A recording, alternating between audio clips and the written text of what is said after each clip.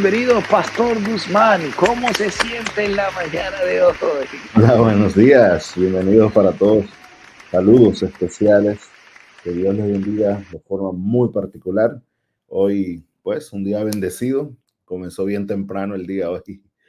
Así que saludo hoy desde la oficina de la vicepresidencia académica del Seminario Teológico Adventista Interamericano. Se ve muy bonito, Pastor. Yo le iba a preguntar dónde usted estaba. Empezó el trabajo temprano, Pastor. Tempranito. Aquí sigo corrido porque tengo, después de ustedes, una media hora después entró en Radio Amanecer en República Dominicana para una intervención también. Y después, pues, el trabajo de la oficina hasta la tarde.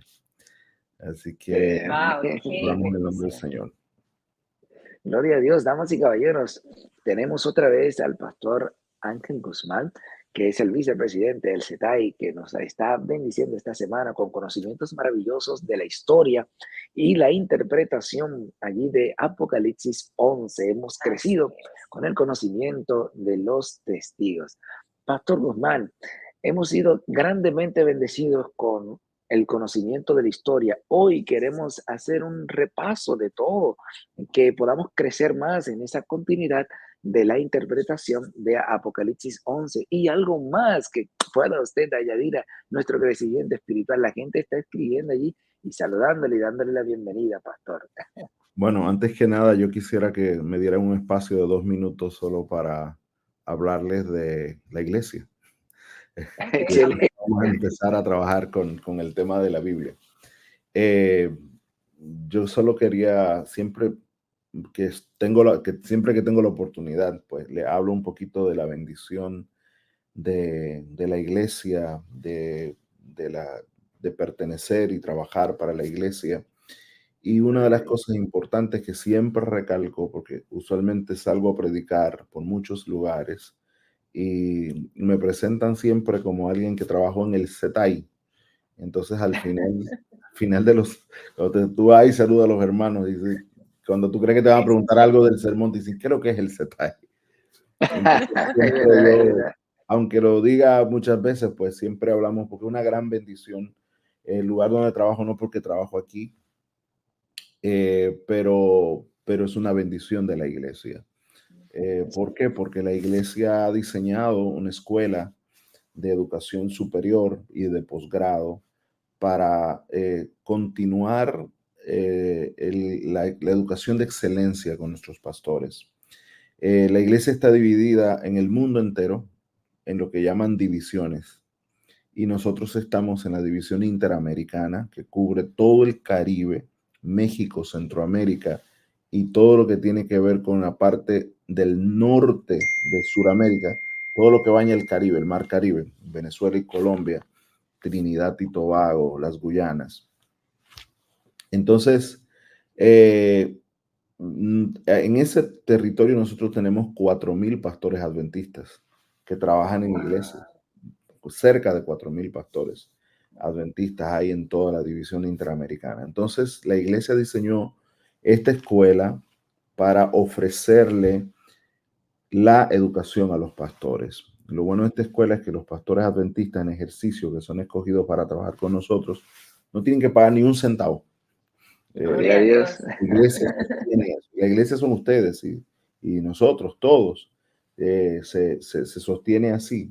Así que nosotros trabajamos, nuestra oficina central está aquí, donde estoy sentado ahora, en la ciudad de Mayagüez, en Puerto Rico, pero nosotros impactamos 10 países, impactamos 44 países, pero tenemos sedes en 10 países.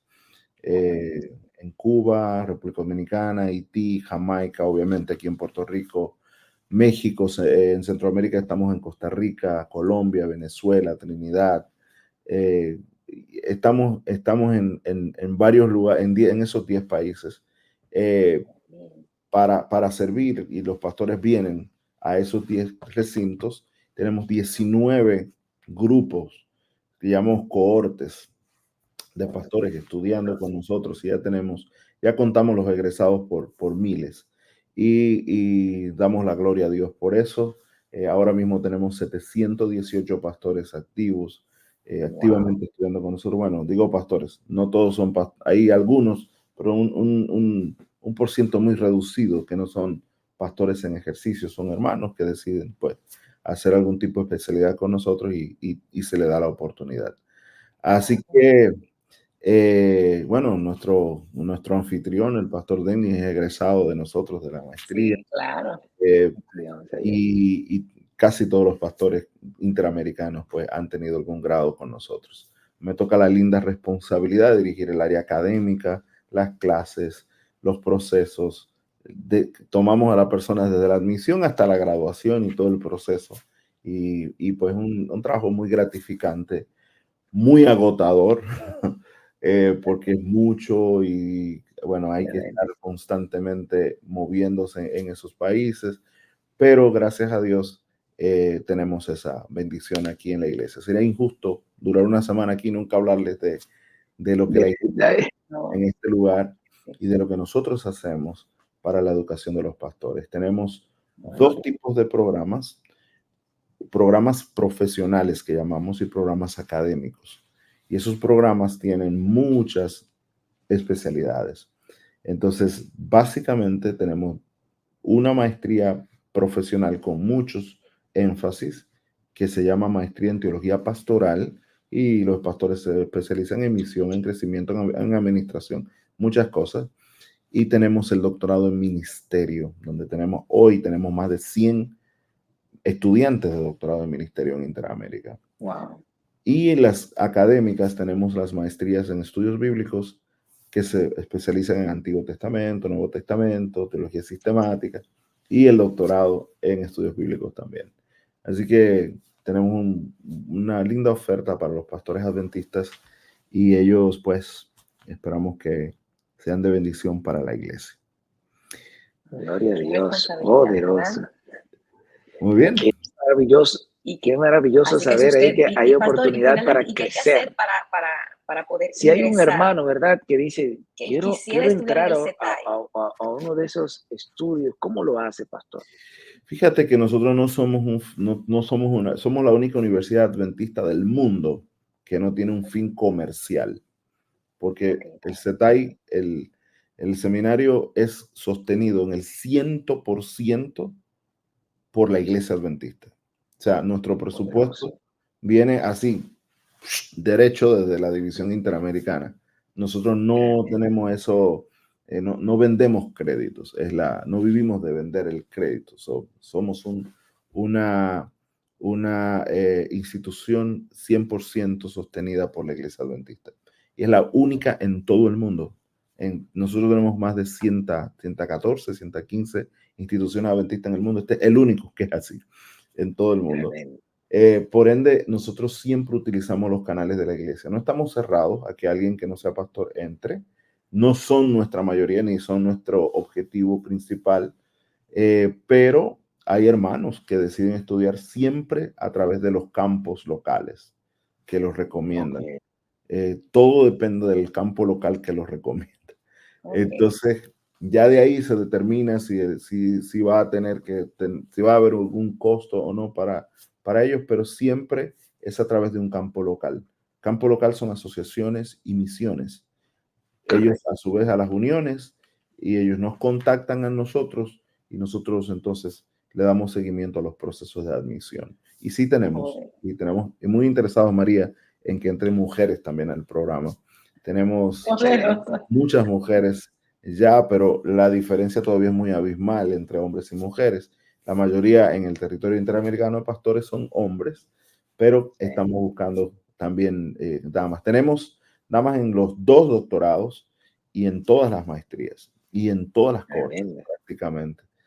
Bueno, en Dominicana no tenemos damas, pero queremos damas allí estudiando también. Y eso es parte de la bendición que Dios nos da. Bueno, así que ya usted sabe, si usted quiere prepararse, por favor, escríbale a su campo local para que pueda también prepararse. Claro que sí, crecer. Pastor, entonces hablemos de Apocalipsis 11 en el repaso de esta semana.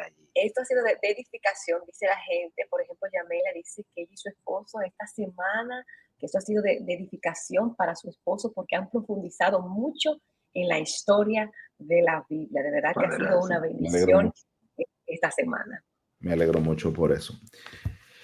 Miren, hoy yo quiero hacer dos cosas con ustedes para hacer un repaso general y para completar la clase ya, ¿verdad? Para que puedan optar por los créditos de la clase de historia de la Biblia. Para que no le exonere, pastor, por favor. Sí, ya ni sin examen. Miren, dos cosas. Primero, miremos otra vez, pero ya hemos visto y los hermanos pueden ver las grabaciones también, muchos detalles del proceso histórico de cómo la Biblia fue tratada.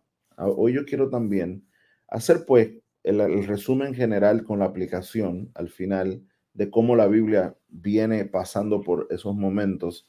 Y lo importante, lo que nos queda en esta semana, yo creo que la idea principal de lo que nos queda esta semana y los que van a ir mañana a la iglesia a discutir la lección, algunos de ustedes la van a enseñar probablemente. Una cosa que nos queda esta semana es que la Biblia ha estado en el centro de la historia del conflicto. La Biblia ha estado ahí en el medio. Y la Biblia ha sido el target, el objetivo del enemigo para destruirlo, para afectarlo, para dañarlo. Y eso pues es algo que nosotros tenemos que tener pendiente. ¿Por qué Satanás está tan empeñado en destruir la Biblia? Pero cuando tú ves también, que es lo primero que quiero tratar con ustedes hoy, cómo la Biblia se formó, es algo bien importante, porque tú vas a ver la mano de Dios trabajando en la formación de la Biblia.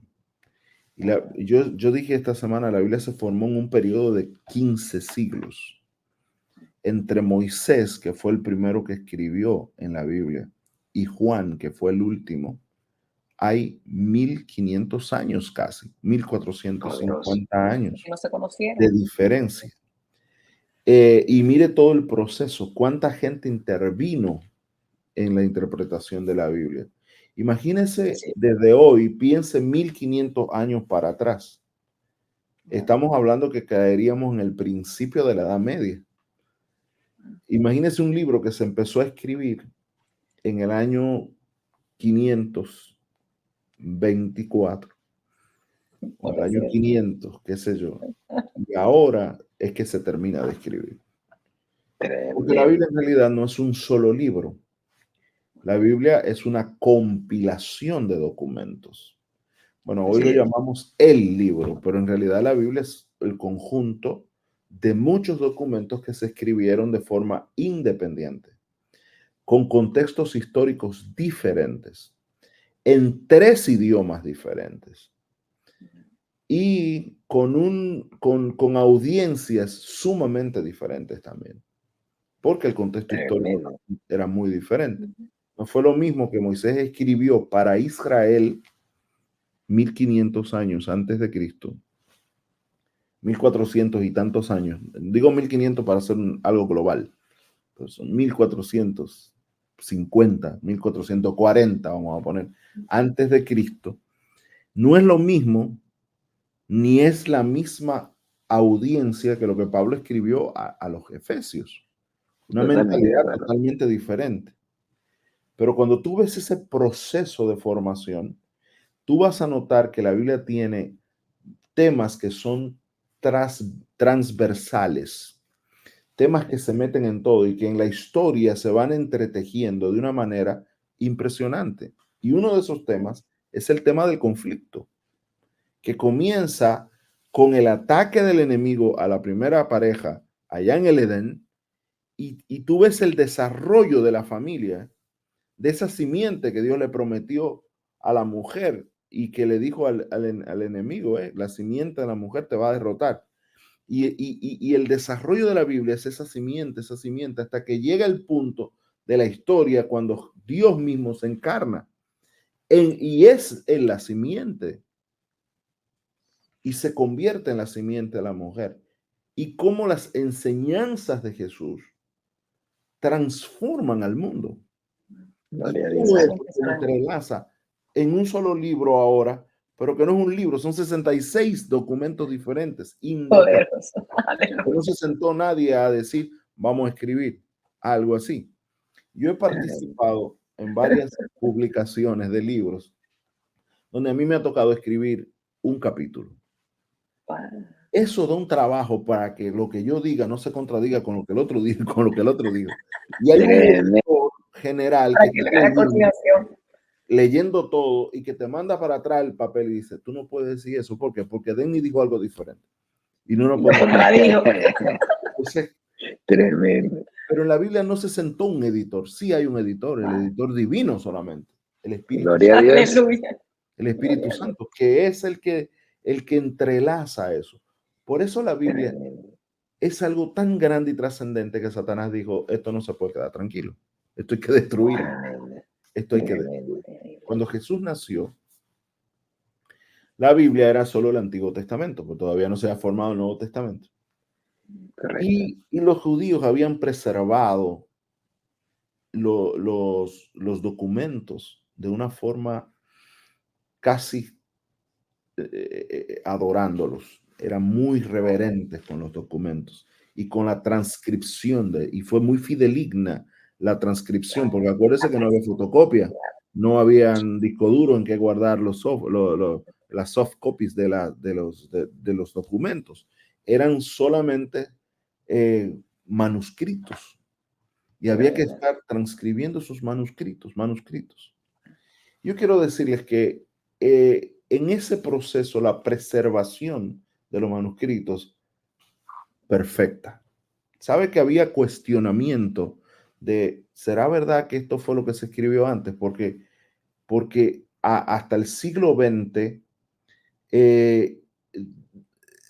hasta la mitad del siglo XX, los manuscritos más antiguos de la Biblia que habían eran manuscritos del siglo VI y VII del Antiguo Testamento, siglo VI y VII, ya nuestra era.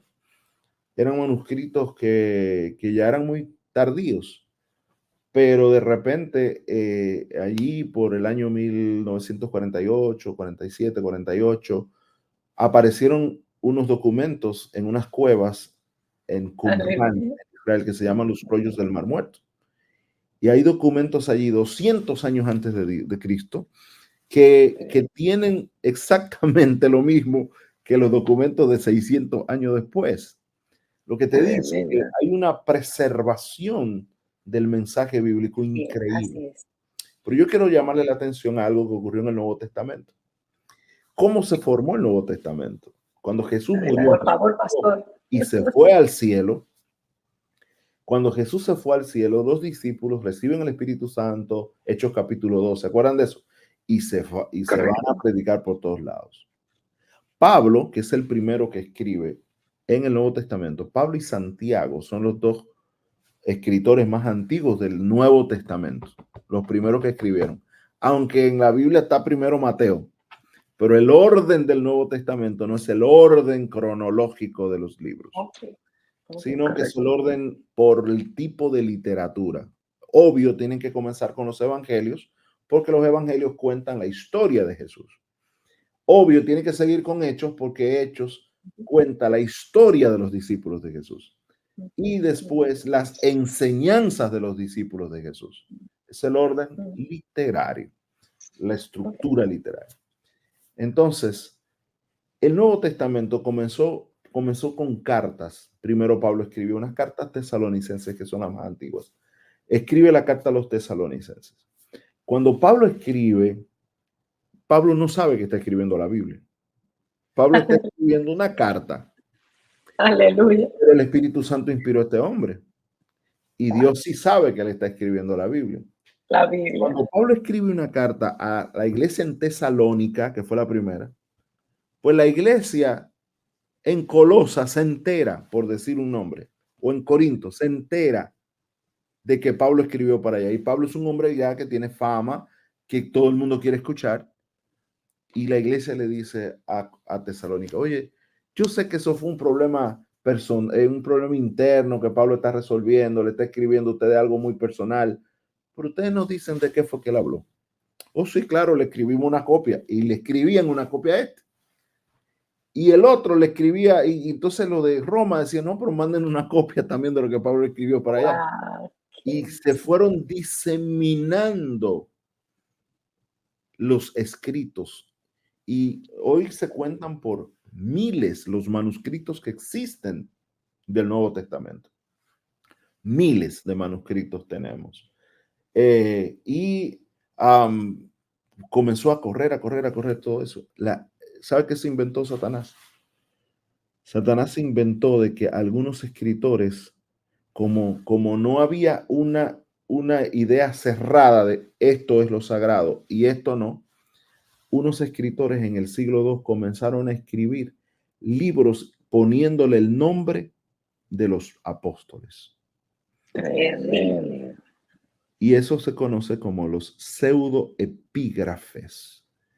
Los libros pseudoepígrafes. Mentira, pseudo, epígrafe escrita. Los que están titulados de forma mentirosa. Por ejemplo, los Hechos de Pablo, el Apocalipsis de Pedro. La gente veía el nombre Pedro, ¿con quién lo relaciona? Con el apóstol. Con el apóstol. Pero tú agarras esos libros y lo que tienen es herejía. Entonces, el diablo trata de ensuciar a la Biblia. De ensuciar a la Biblia.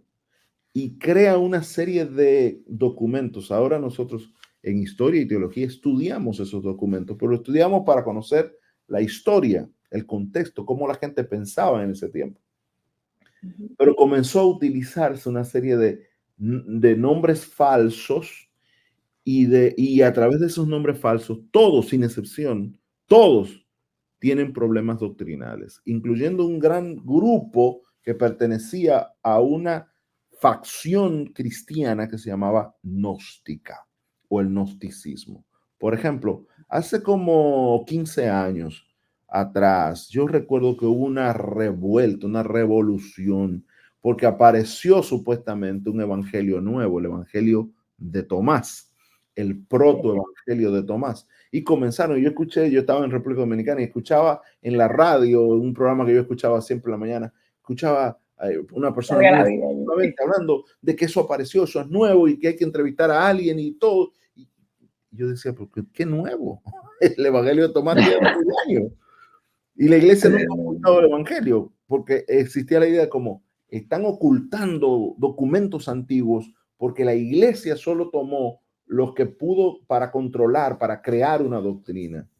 Mentira. Hay que conocer cómo Satanás está atacando atacando por todos lados. Mientras eso está surgiendo en un grado de confusión doctrinal porque metió filosofía donde debió haber teología, confusión de los escritos porque metió nombres de apóstoles en escritos que no son de los apóstoles. Y aparte de eso, por el otro lado, atacó la Biblia por la historia, por el imperio, perdón, por el imperio romano. El ejemplo final del imperio romano atacando la Biblia fue cuando un emperador que empezó a gobernar, si mal no recuerdo, en el año 284 y duró hasta el año 305, se llama Diocleciano. Él hizo la persecución más cruenta para el cristianismo, la más sangrienta, la más difícil, donde miles y miles de cristianos morían en el circo romano. Y una de las cosas que él dijo fue, para yo perdonarte, maldice el libro de ustedes. Maldigan los libros. Maldigan eso. Y eran muchos libros porque no había una compilación todavía del Nuevo Testamento. Y el Antiguo Testamento también circulaba en secciones. Fue hasta 2 siglos después que comenzaron a verse las cosas. Y la iglesia depuró eso. No con un voto, como algunos piensan, que votó que este sí, este no. No. La iglesia, después de la persecución, porque la iglesia no estaba, no me malinterpreten, no estaba unida en la persecución. Unida no porque no tenían unión. No estaban unidas porque no había satélite, no había internet. Todo el mundo estaba por su lado, corriendo y escondido. Había que correr. Y escondiéndose y bajo presión. Pero fue después que Constantino toma el poder en Roma, que trae a la iglesia y unifica a la iglesia.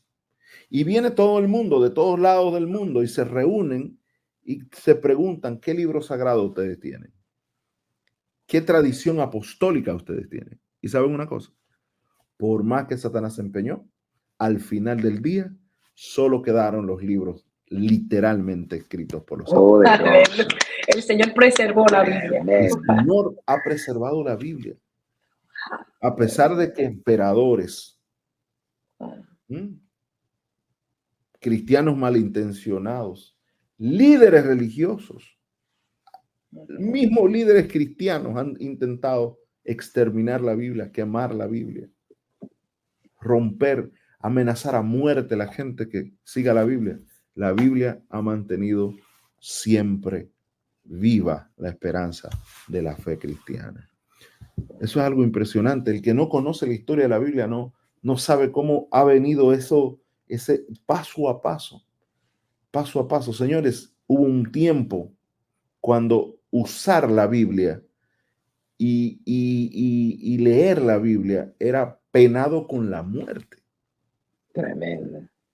Y hubo un grupo de personas llamados los valdenses en el Piamonte, en el norte de Italia, en esos montes. Ellos estaban ahí metidos, tenían comunidades y por la lejanía estaban muy protegidos. Esta gente hacía doble costura en la tela para meter en el medio de dos pedazos de tela en su vestido, en su ropa, en sus trajes. Le metían doble costura para meter ahí trozos de la Biblia completo. Esta gente hizo que los hijos no fueran a las escuelas formales para que se dedicaran solo a memorizar la Biblia, para preservar la Biblia. Y en la memoria de mucha de esa gente quedó la Biblia casi completa. Hay evidencias de personas que memorizaron todo el Nuevo Testamento, punto por punto, porque era la forma bajo la presión que se vivía. ¿Quién los perseguía a ellos? ¿El gobierno? No. ¿Quién nos perseguía a ellos? La iglesia misma. La iglesia misma. Pero viene un periodo, y fue en el corazón de la Edad Media esto, cuando ya la Edad Media estaba a punto de declinar, pero en el punto cumbre de la corrupción, de la maldad del mismo cristianismo, señores. Porque la verdad hay que decirla, los cristianos se salieron de la mano de Dios y se convirtieron en personas corruptas, en personas que se perseguían unos con otros. Pero Dios siempre tenía un pueblo que era fiel. Un pueblo que era, que se aferró a la palabra de Dios. ¿Cuál siempre ha sido la identidad de ese remanente que Dios ha tenido? Que ese remanente siempre ha estado aferrado a la Biblia. Gloria a Dios. Siempre ha estado aferrado a la Biblia. Siempre ha estado.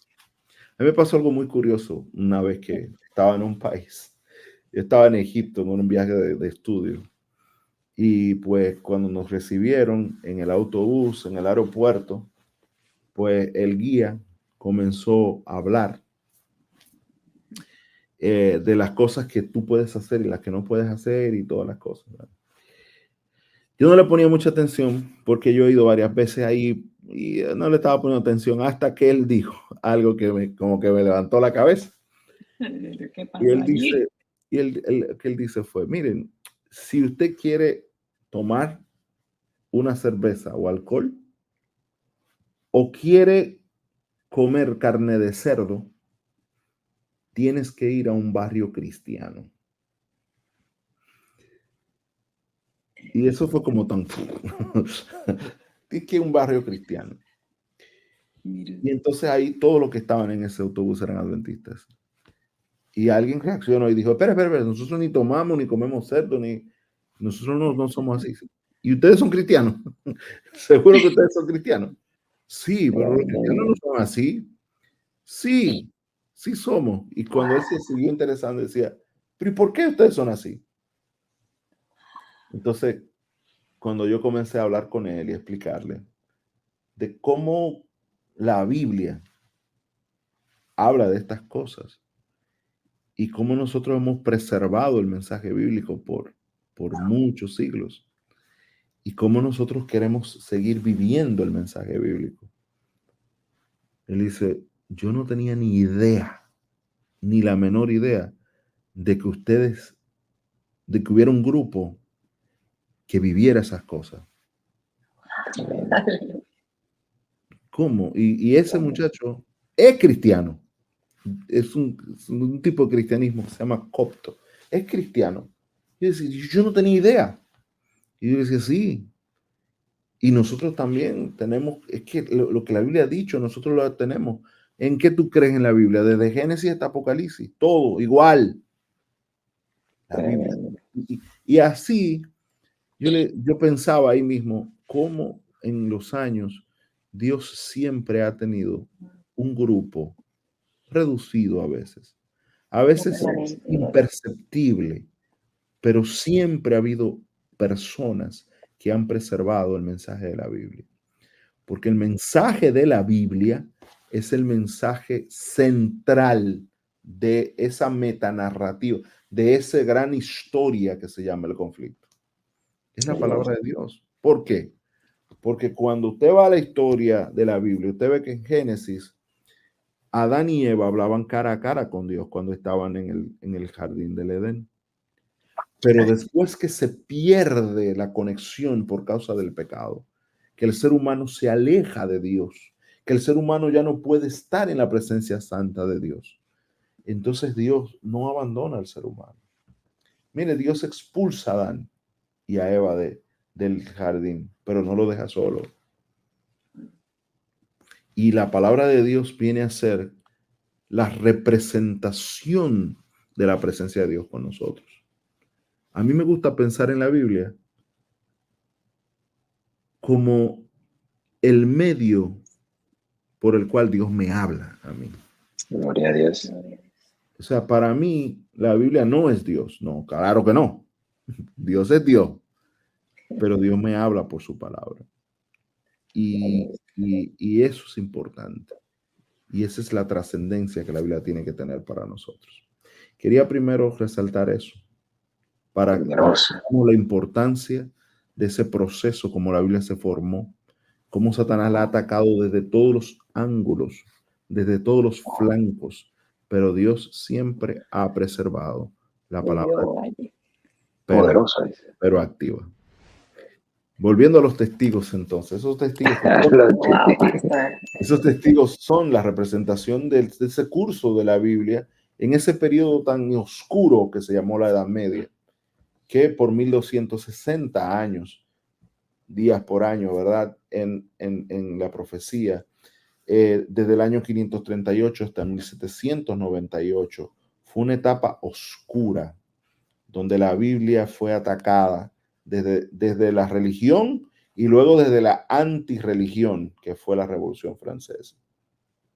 Porque esa religión corrupta, esa religión no aferrada a la Biblia, que se enfocó más en las cosas mundanales y en el poder y en aferrarse a tradiciones, fue la que provocó reacciones como la Revolución Francesa, como el ateísmo, porque la gente le dio asco lo que estaba viendo, la gente rechazó lo que estaba viendo.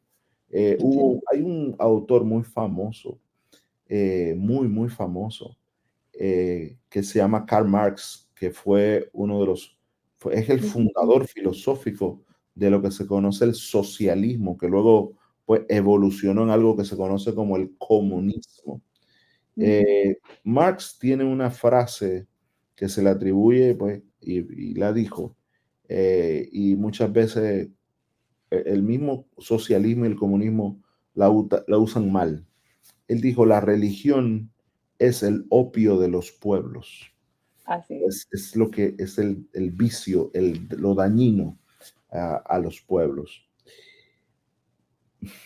Cuando él lo dijo, lo que él estaba viendo era verdad. O sea, generalizar está mal, pero lo que él vio de la religión, porque aquí estamos siendo objetivos, ¿verdad? Correcto. Él vivió precisamente en ese momento cuando estaban por resucitar, o estaban resucitando los testigos, pero él vio esa etapa oscura. Y esa reacción de la Revolución Francesa, pues, fue al mal uso del nombre de Dios que dio la religión, o al mal uso de esa responsabilidad de representar a Dios. Lo importante es que los testigos resucitaron, y cuando resucitan, entonces, o sea, la Biblia, hay un reavivamiento, es lo que la profecía está diciendo. Hay un reavivamiento de la palabra del Señor. Los dos testigos son el Antiguo y el Nuevo Testamento, que forman a la Biblia. Los dos olivos también. Es la Biblia, el conjunto de lo que nosotros conocemos como la Biblia.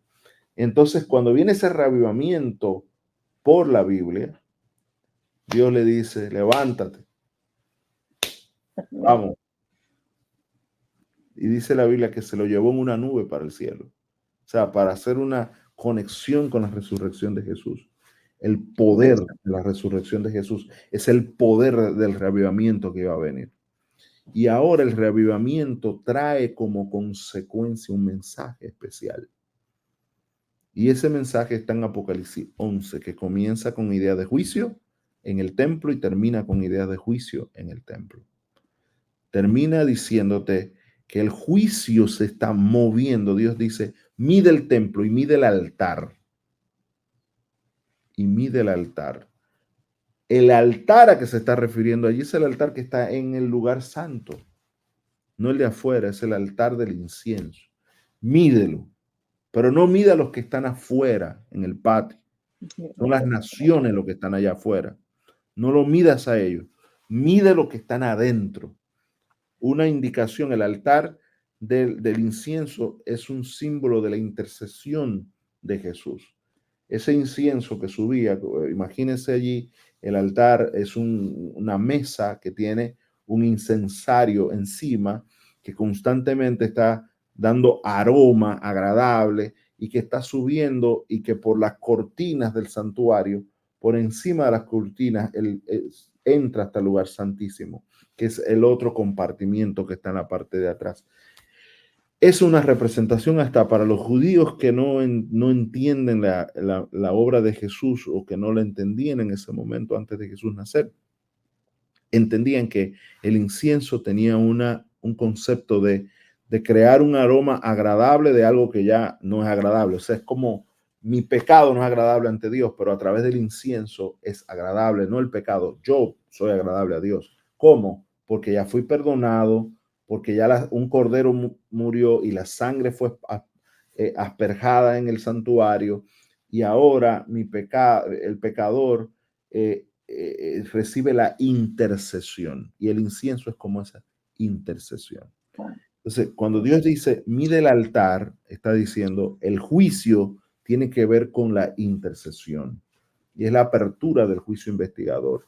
Y eso tú lo ves al principio del capítulo 11. En el último versículo del capítulo 11, tú vas a ver que Juan dice, y yo vi el templo abierto y vi el arca del pacto. O sea, ahora el juicio, en el contexto del séptimo sello, se está transfiriendo del incensario, que es intercesión, hacia el arca del pacto, que es la presencia de Dios puramente.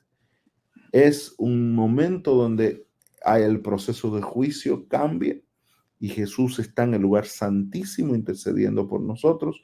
Quiere decir que no solo está haciendo una intercesión común, sino que está haciendo también un juicio. Y ayer decíamos que el juicio no viene, el juicio ya está. Ya estamos en el juicio. Tú no te vas a sentar en una mesa frente al Señor a darle cuentas. Tú hoy le estás dando cuenta a Dios con tu vida, con tus acciones. Y peor, no con tus acciones, con tus intenciones, con tu pensamiento. Entonces, la santidad empieza aquí, en la cabeza, y termina pues en mis acciones. Así que eso es algo que hay que comenzar a decir sobre la iglesia. O sea, no se siente a decir, bueno, yo me voy a resolver después en el juicio, cuando yo tenga que darle mi cuenta a Dios. Hoy tú le estás dando cuenta a Dios. Y es lógico, porque vamos a suponer, no voy a poner ejemplo con usted, lo voy a poner conmigo. Vamos a suponer que yo, saliendo de aquí, ahorita yo cierro la llamada, ¡pum! Y me caí muerto. Adiós, ¿Qué va a pasar? ¿Cuándo es que yo le voy a ver la cara a Dios? Si yo no tengo mi cuenta arreglada con Dios, Jesús va a venir y yo voy a seguir de largo dormido hasta después del milenio. Tremendo. Terrible. Cuando venga después del milenio, no es que Dios te va a entrevistar y va a decir, mira, te perdiste, ¿y por qué tú hiciste esto? ¿Por qué no hiciste aquello? Es que ahí mismo viene el castigo final. Así que hoy es el día cuando yo tengo que comparecer ante el juicio de Dios.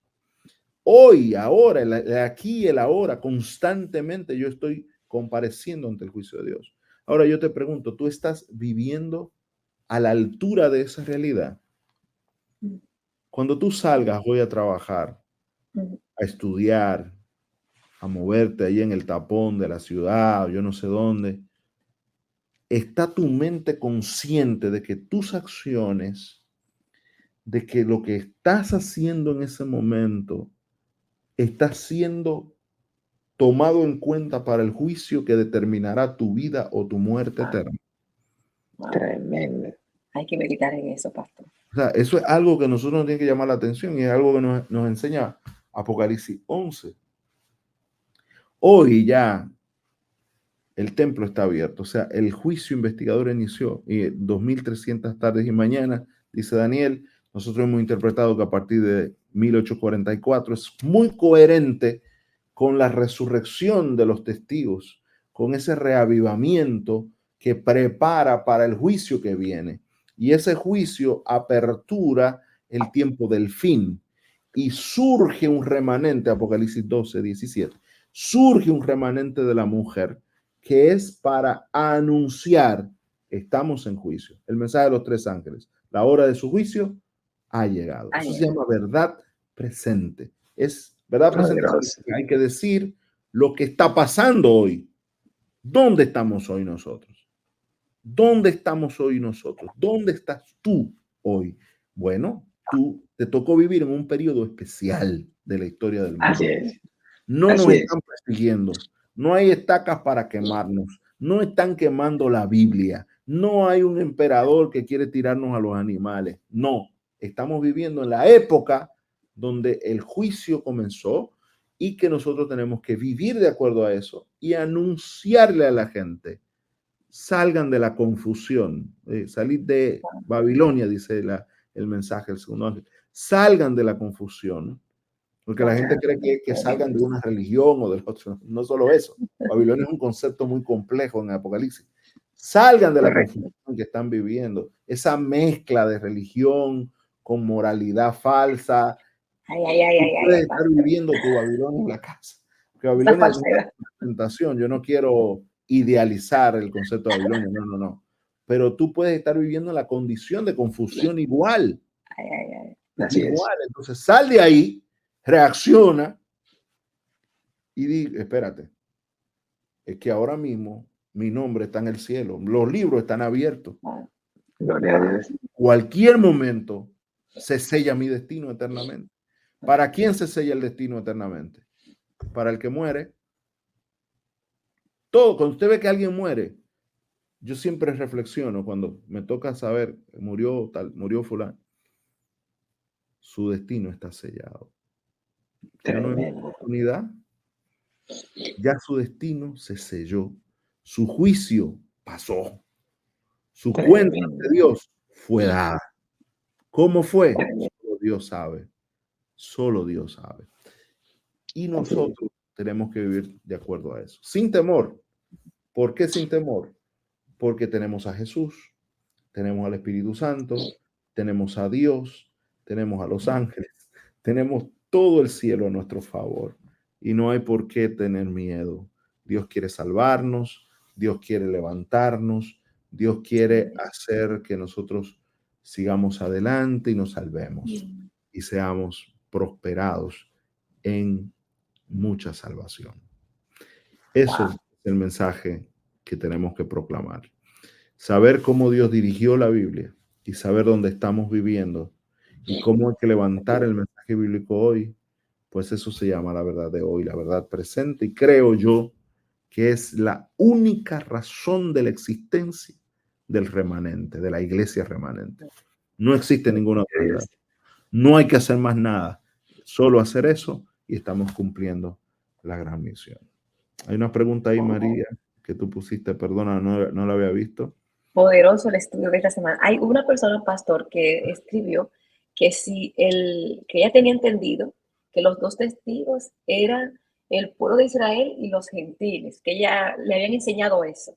Sí, no Usted lo, es consistente con la interpretación bíblica, interpretar a los dos testigos como Israel y los gentiles, porque déjeme decirle, Israel ya no existía como nación en el tiempo en que los periodos proféticos de los dos testigos están entre el 538 y 1798.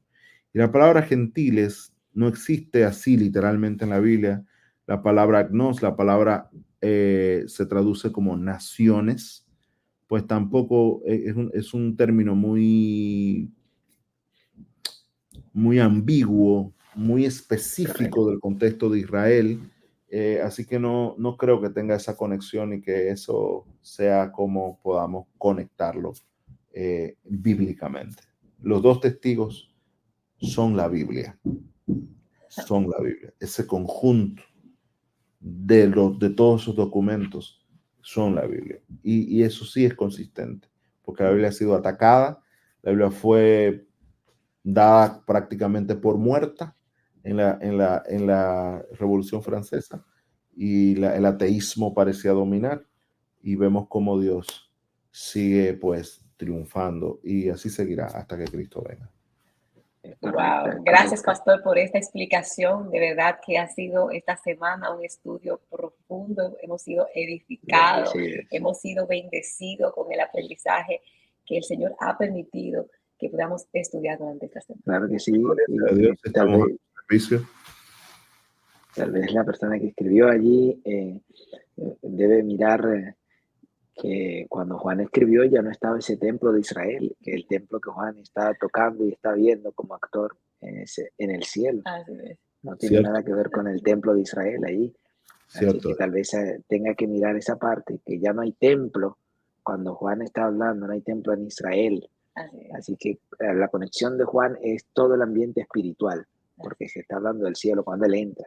Exacto, es el ambiente literal de lo que hay en el cielo también.